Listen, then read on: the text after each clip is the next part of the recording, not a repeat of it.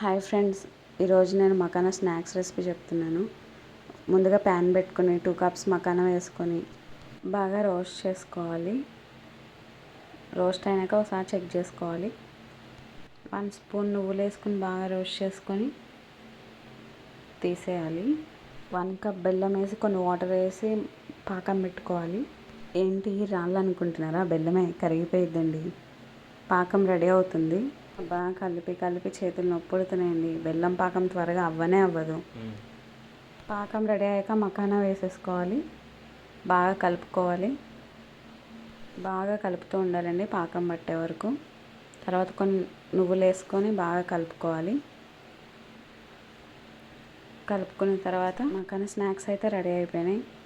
ఇప్పుడు సర్వ్ చేసుకొని ఒక ప్లేట్లోకి తీసుకోవాలి.